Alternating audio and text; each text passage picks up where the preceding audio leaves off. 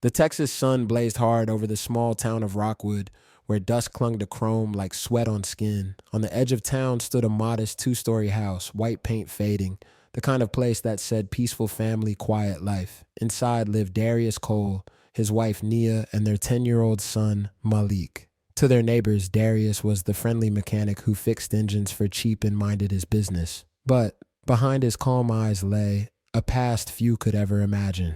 A man who once rode with the Hells Angels, the most feared biker club in America. It started on a Monday morning, the kind where trouble wears a badge. Two patrol cars rolled slowly down Rockwood's dusty main road. The sheriff's department had gotten an anonymous tip.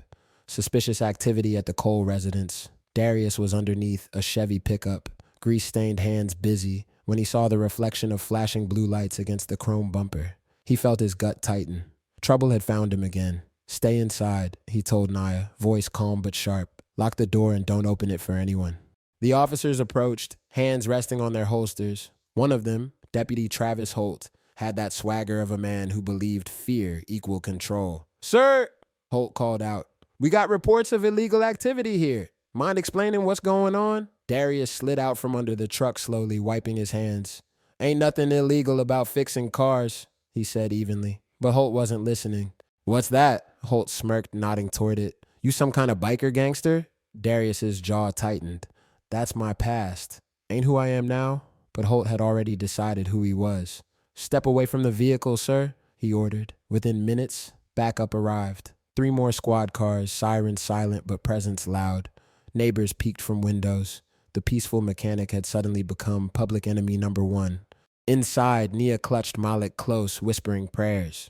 Her eyes caught a glimpse of the tattoo on Darius's neck, the small winged skull he'd never had removed, a reminder of the life he'd tried to leave behind. Darius raised his hands, calm but defiant.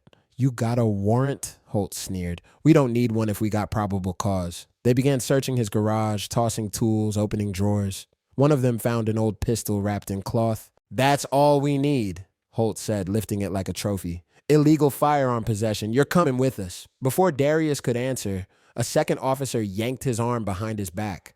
Malik's scream pierced the air. "Daddy!" In that moment, something in Darius shifted.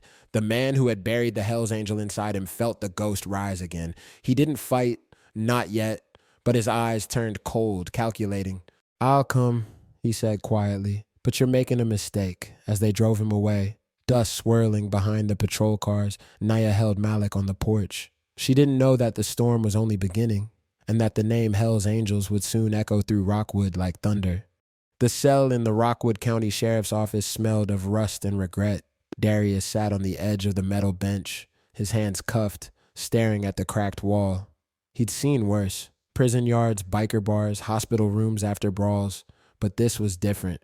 This was injustice in slow motion, and it burned deeper than any bullet wound.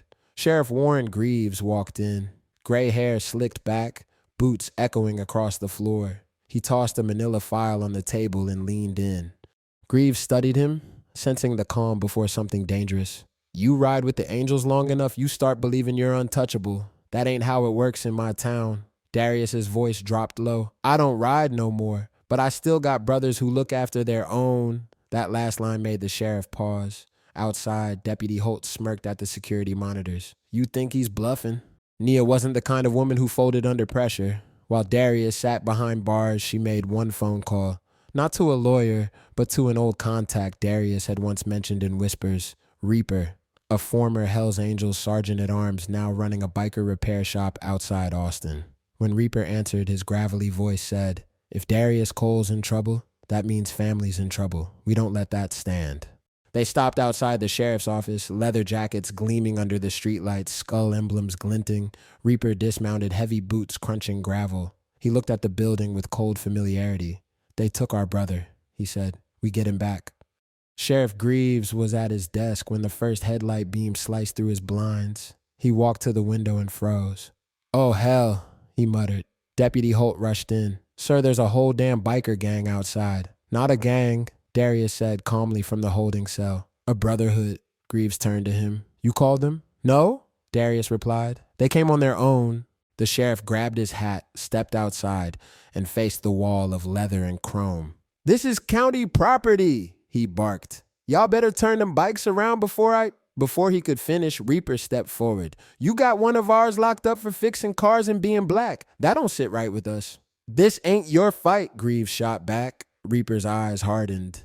Then came the sound, the slow, synchronized click of 15 bike stands lifting off the ground.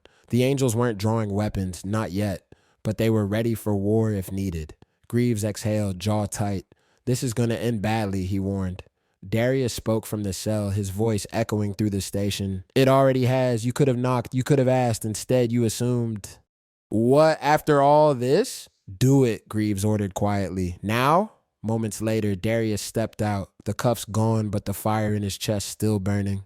He faced the sheriff. You ever wonder why folks don't trust you? This is why. You see skin, not story. Greaves said nothing. Before leaving, Darius turned to Holt, who stood stiff by the door. Next time you see a man working hard for his family, maybe say hello instead of pulling your gun. Then the angels rode out of Rockwood, their taillights fading into the Texas night. Not a war, but a warning. Weeks later, Darius was back in his garage, hands steady, fixing a carburetor under the warm glow of an overhead bulb. The police never returned, not to question, not to apologize. But word spread around town. People started to see him differently. Customers brought more cars. Neighbors waved more often. Nia still worried, but she saw the peace return to her husband's eyes. Malik, though, asked one question that stuck. Daddy, are you still a Hell's Angel? Darius smiled faintly, wiping his hands. Once your family, son. You always got brothers looking out for you, but the best kind of strength is knowing when not to fight. That night, he stood on the porch, watching the sunset bleed across the Texas sky. The hum of a distant motorcycle echoed faintly, a reminder that even in peace, protection was never far. Darius wasn't the same man he used to be. The story of Darius Cole reminds us that people carry pasts, not all of them visible and not all of them deserved. Prejudice, fear, and assumptions can destroy peace faster than violence ever could. True strength isn't in dominance or revenge. It's in restraint, dignity, and standing tall even when the world misjudges you. Sometimes the angels that ride through the night aren't fallen, they're just misunderstood. If you enjoyed this powerful story of justice, redemption, and resilience, don't forget to subscribe for more real, emotional, and cinematic stories that remind us how fragile yet beautiful humanity can be. Stay tuned for the next chapter of courage, faith, and truth.